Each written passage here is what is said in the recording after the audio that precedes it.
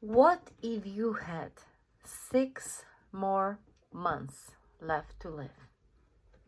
What would you do?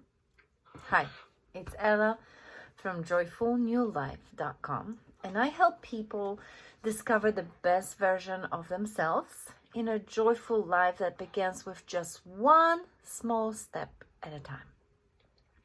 So, today's subject: what would you do if you have only 6 months left to live?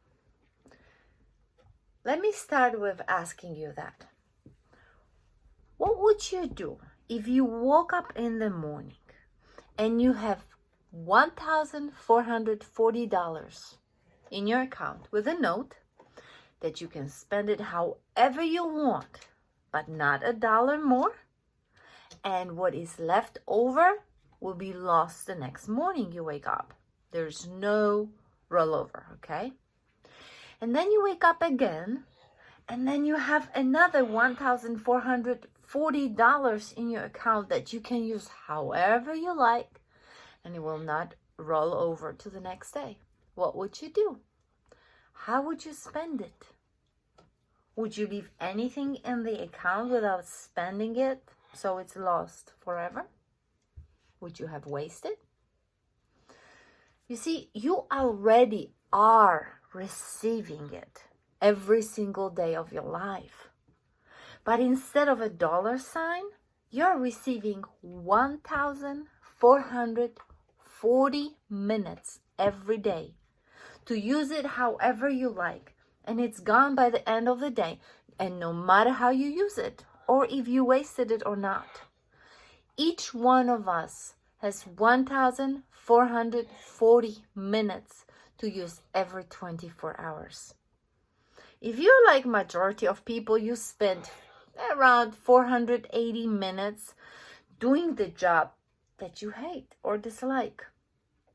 You're just doing it because it pays bills. Actually, in majority of the instances, it doesn't even cover all the expenses. You have to live with someone else that you don't necessarily want to live with, so you can split the cost of living. So it's 1/3 of your allotted time, daily time, that you spend doing the job that you dislike or you hate. You not only hate that task that you're doing, you hate the customer. You can't stand your boss or your manager. Your coworkers drives you nuts. You're depressed and unfulfilled at your job. You walk in and out already stressed. You want to be anywhere but the work. You look at your watch and only 15 minutes went by. Oh boy, it's going to be a long day, let me tell you. I already have a headache and my ulcer is acting out.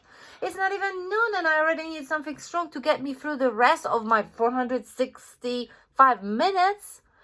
And you do the tasks that mean absolutely nothing to you just because you have to. You sell yourself.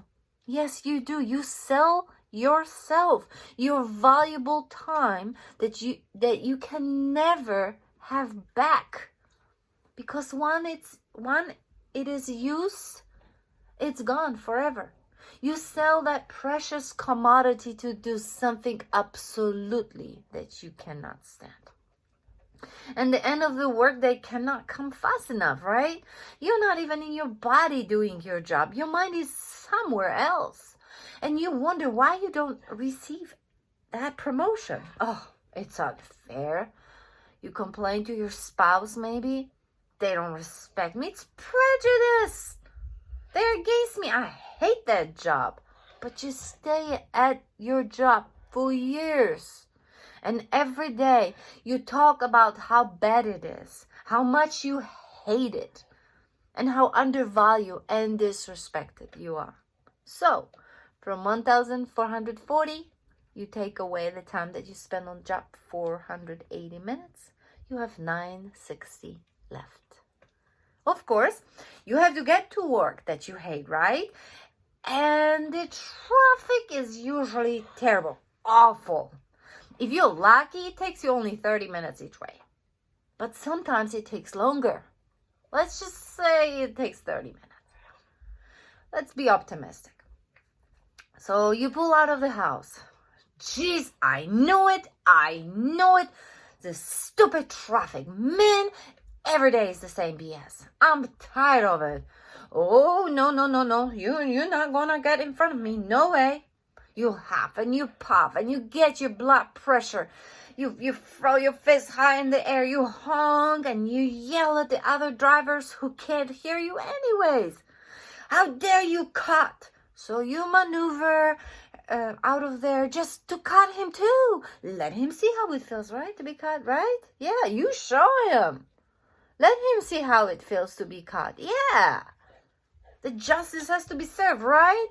You're all purple and a day closer to a heart attack or a stroke. But you showed him, didn't you? It doesn't matter that he drove off and you'll probably never see him again. And even if you happen to go to the same store, to the same gas station, you would not recognize that person anyways. You would even hold the door and smile at him. So that's from 960 minutes left minus 60 minutes in the traffic, you have 900 minutes left. So another large chunk of time you spend in bed. And that's about 480 minutes again. You're in bed sleeping, or you're tossing and turning and getting angry that you can't fall asleep. So you look at the clock, you look at the time in the evening and you say, holy smoke, it's 10 p.m. already? Damn, I gotta get ready to go to bed. Shit. Another day went by. You start yawning, you're tired, your body's all tired. You hear in the news everywhere, they say I need 8 hours of sleep to function normally. And you hear that they say the best time is to sleep between 10 p.m. and 6 a.m. That is 480 minutes. So, and you really don't fall asleep right away, do you? I mean, no one does, right?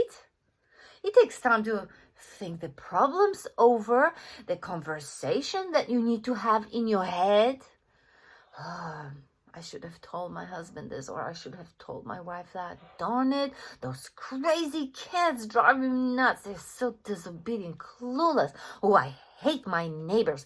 They do whatever they want. Why can't they just be normal? Oh man, I got bills to pay tomorrow, so my power stays on, so they don't cut my phone.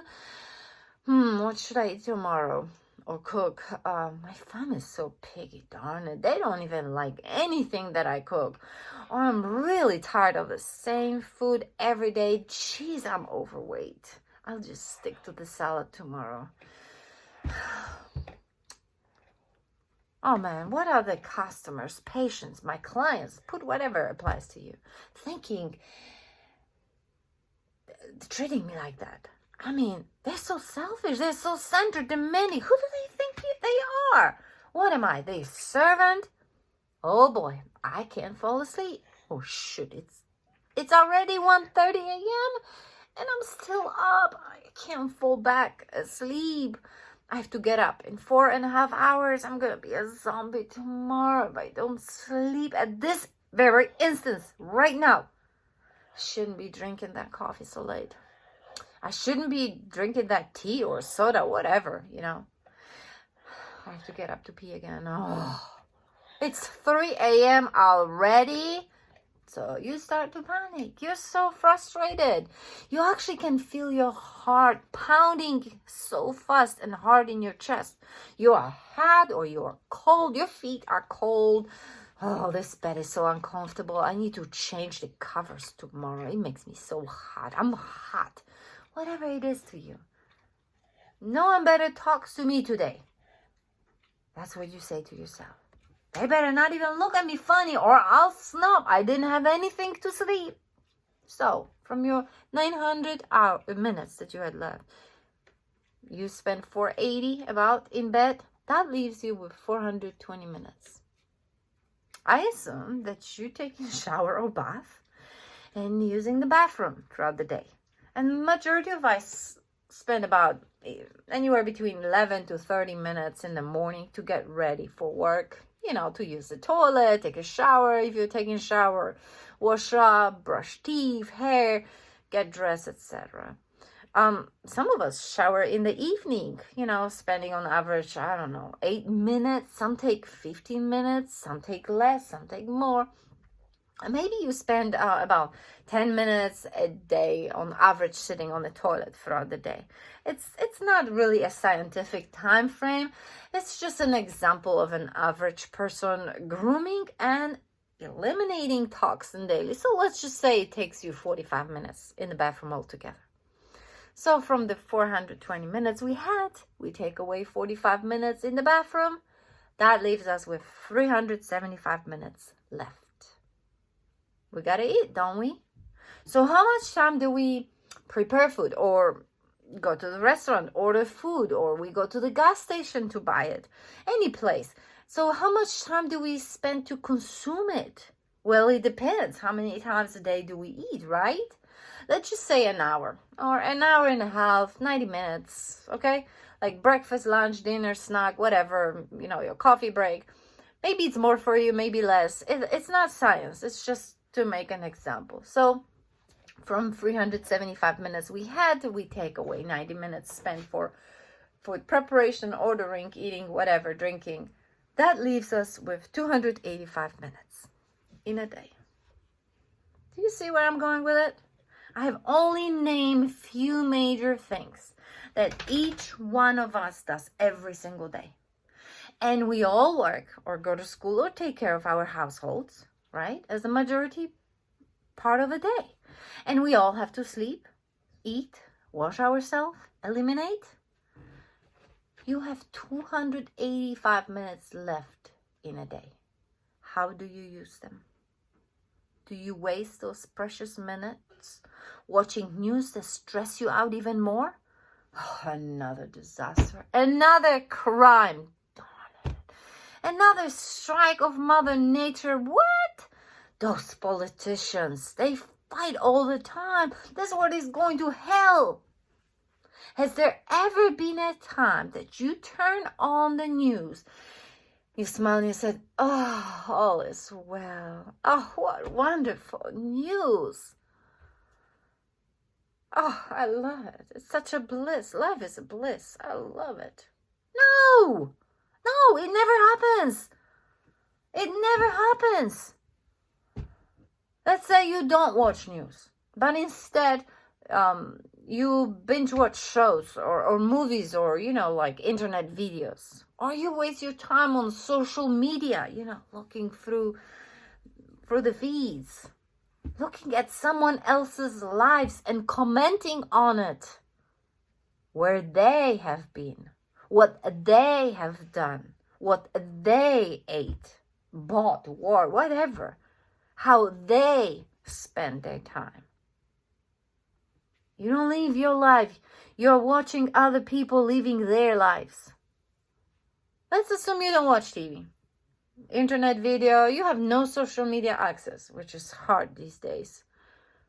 So you have those 285 minutes left.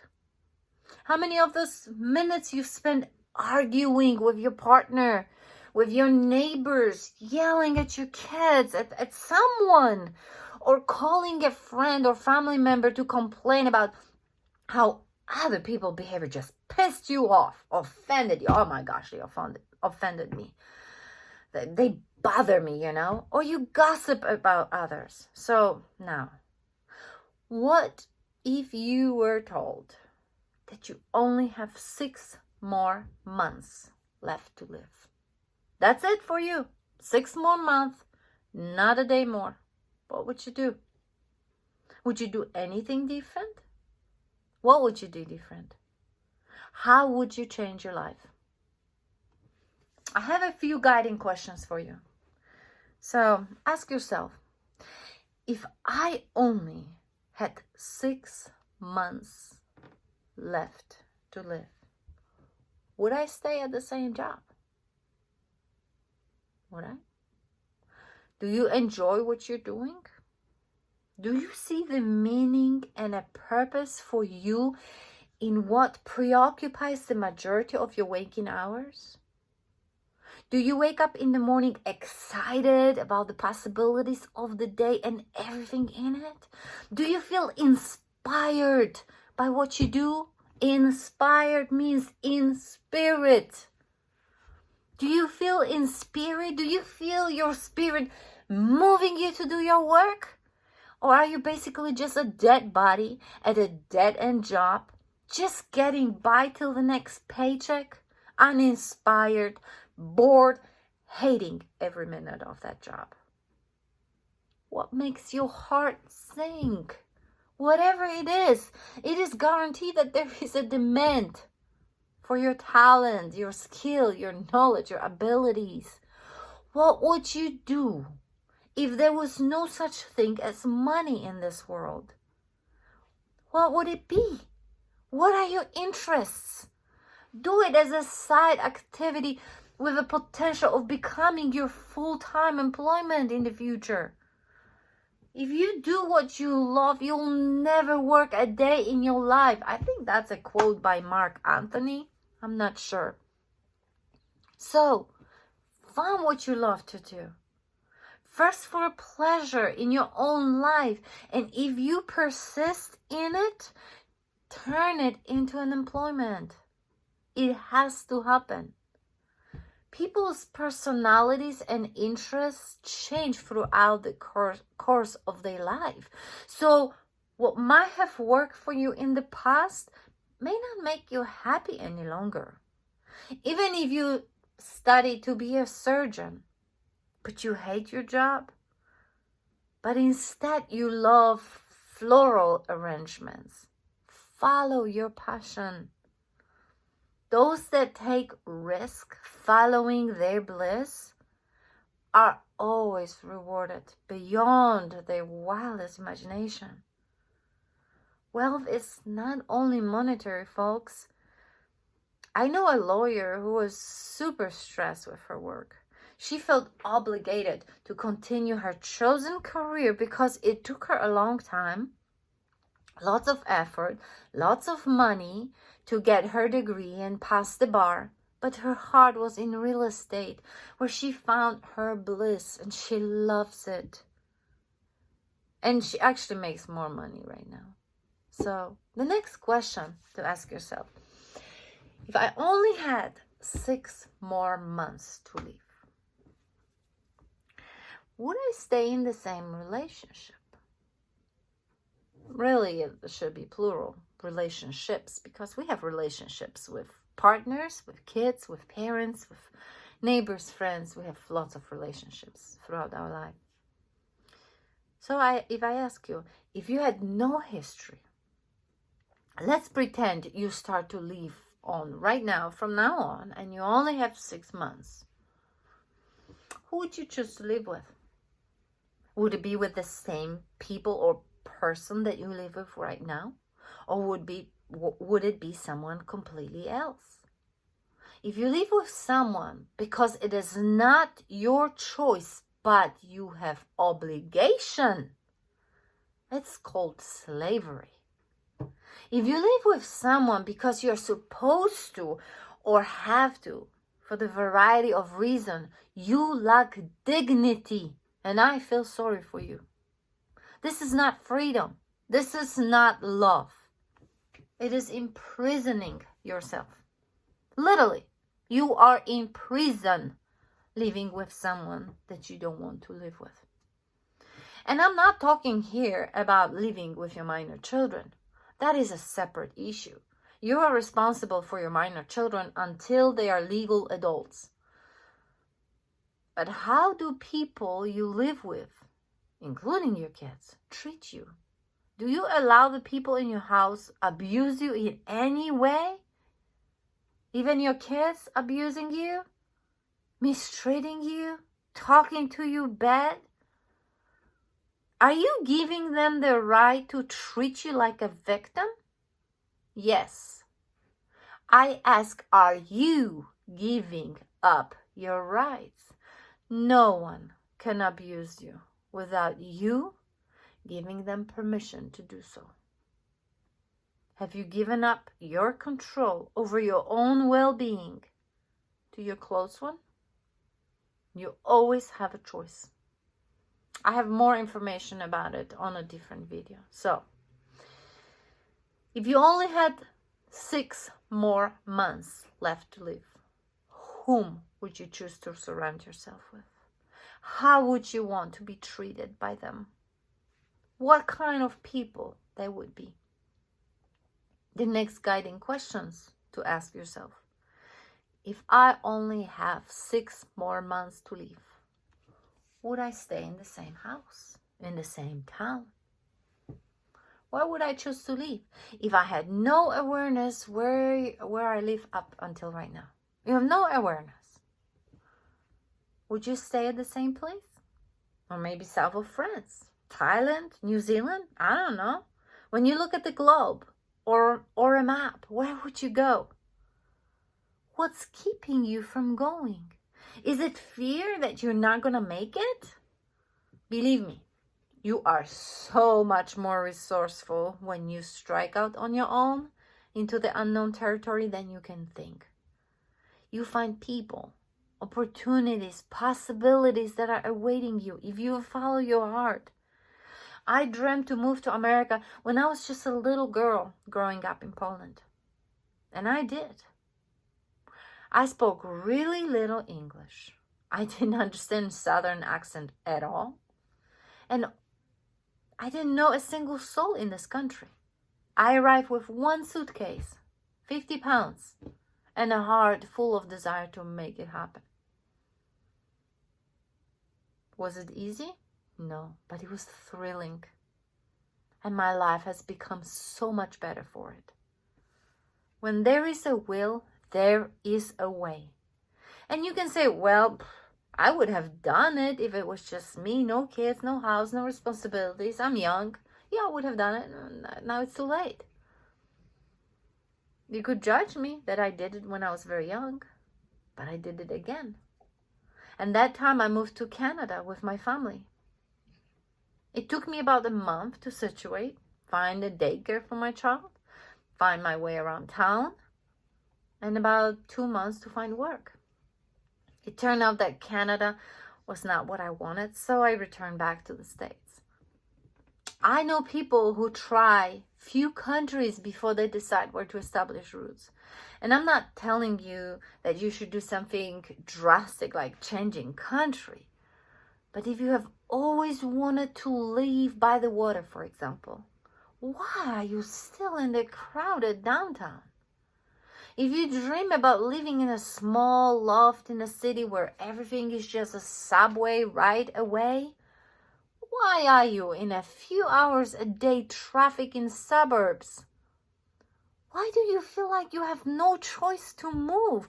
Why do you feel like you are a prisoner to a house that you live in right now? If you only had 6 more months left to live, would you leave where you currently do? The next question to ask yourself, if I only have 6 more months to live, would I try new things? Maybe there's something you always dream of doing. Maybe you wanted to learn a new language, or to play an instrument, or join a book club, or jump out of an airplane. You know, those burning desires that you have, and you just keep talking about it for years and years now, but you do nothing to pursue it. Ask yourself, do I really want to do what I'm talking about? Like really, really, really, really want to do it? Or am I just saying it to sound like I would be a cool guy or a cool chick if I did it, just to impress others with my accomplishments? Are the things that I'm talking about, the things that I'm talking about are the things that you do for your own satisfaction, just for you. Something that would make you happy. It would give you an experience, and it would feel fulfilling to you. And sometimes it is our ego that wants trophies. I don't know, pictures to post on your social media. so others can see you, for example, hugging a dangerous animal like a bear, posing under influence of lots of sedatives and lots of tortures by its handler to make a profit. And you feel thrilled, oh my gosh, because no one else that you know has a picture with a real live bear. Like, oh boy, won't they be jealous? You see how disoriented or scared that animal is. You see the bloody marks from spiking chains on the animal's neck. But heck with it, it's worth having a picture taken with that bear for safekeeping, right? That's not the sort of desire that I'm talking about. Not something to feed your ego, but something to feed your soul. Something that you really, really, really, really want to do. And you've been talking about it for years. Do it. The next question to ask yourself: if I only had 6 more months to live, do I want to make a difference? Do you want to change something that our world struggles with? Go out there and help other people or animals or planet in any way? Why haven't you done it already? So you may be talking how terrible it is that children go to sleep with empty bellies. Oh, you are against children's hunger. You have long debates about it, like with other people, how cruel the world is, how insensitive, how sick you are throwing away the food, or knowing someone who does, and knowing that kids are starving. But other than talking, what actions have you done to do something about it? Even if it's just a small action. You don't need to know how to raise campaign to help starving children, to get involved, to raise awareness, to create art that support that kind of children. That's what you need to do. You don't need to open any organization. Just do something about it. So what have you done? What are you waiting for? I know I want to help women find a voice in abusive relationship, stop being victims, and empower themselves through self-love and self-respect. I witnessed it since childhood, and I experienced it firsthand. I see it happening at homes, at schools, at workplaces. I see it everywhere, regardless the race, regardless religion, social, economic status, or even continents. And I spoke about it for years in my small circle of friends, doing nothing. I just spoke about it. I was angry.